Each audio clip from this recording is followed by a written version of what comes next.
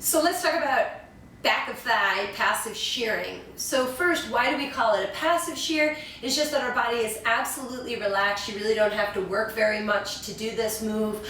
This is one move that I add to a lot of clients' sequences as just a simple hydration technique before they put the roller under their pelvis, especially for clients who have a hard time navigating their body weight into the calf or up into the inner thigh. You can just do this one compression move to draw fluids back to the pelvis and then rest the pelvis up onto the roller.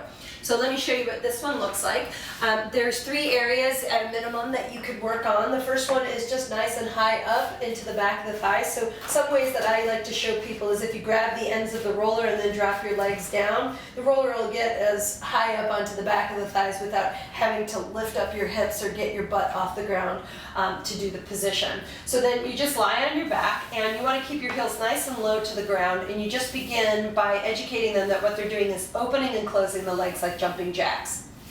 But the idea here is that we're not trying to rub our legs on the roller. What we're trying to do is very similar to the cross friction that you learned on the inner thigh, is that you're trying to twist the flesh around the thigh bone. So to give you a better impression about this, let's take our left leg and just let your left leg relax, just kind of into external rotation.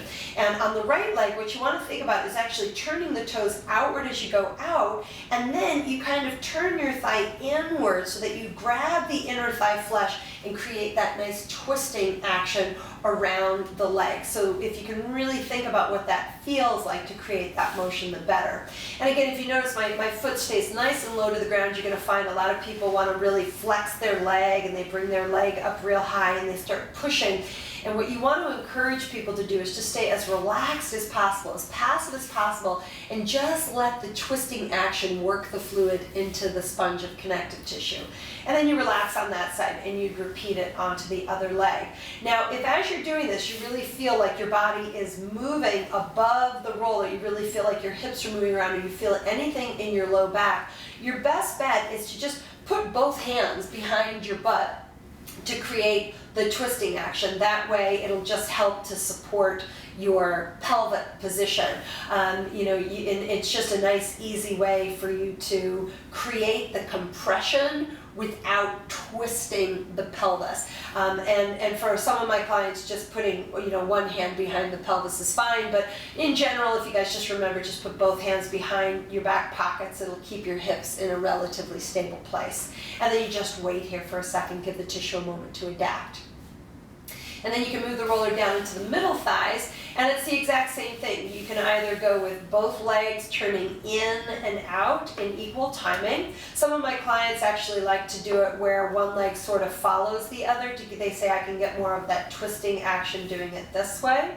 If that's the way you want to do it, you can do it. Or, again, you can just work with one leg at a time. I'm a one leg at a time kind of person. I just find that I can sustain the compression more efficiently. And remember, if you feel like you're moving your back, you might want to just take your hips up and just put your hands down like a triangle and just set them underneath your hips, and that'll also just help to support the tailbone so it doesn't feel like your tailbone's rubbing into the ground as well. You just kind of give yourself a little bit of cushion as you create that twisting of the flesh around the thigh bone. Nice and easy.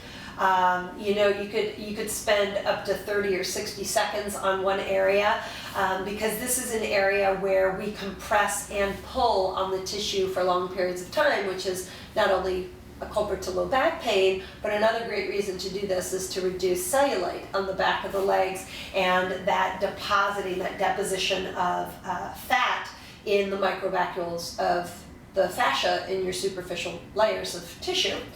So again, if you go down a little bit lower, you can go down all the way till you're just above your knees. And again, you could create both legs moving in and out at the same time.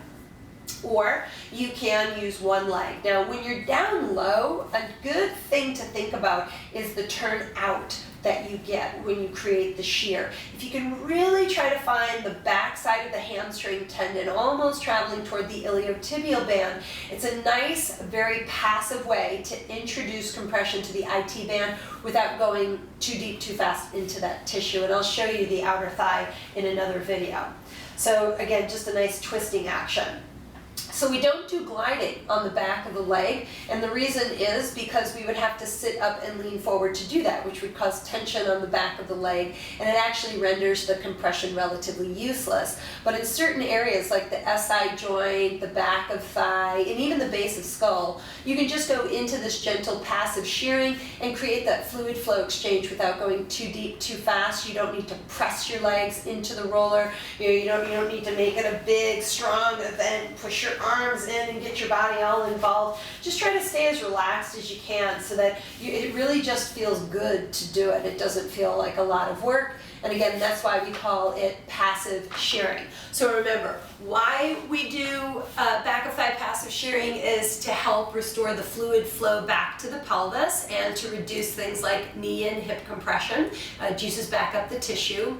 What we're doing is a twisting effect, like as if you're trying to twist your flesh around your thigh bone, like a squeegee, kind of working the fluid into the sponge, not just rubbing the leg over the roller, but actually really trying to get that twisting action. That's the what. And why and how we're doing it. I mean, the how you're doing it is just by staying as relaxed as you can as you create that twisting action to create the passive shear force so that, again, you restore the fluid state back to the knee, the hip, and the pelvis.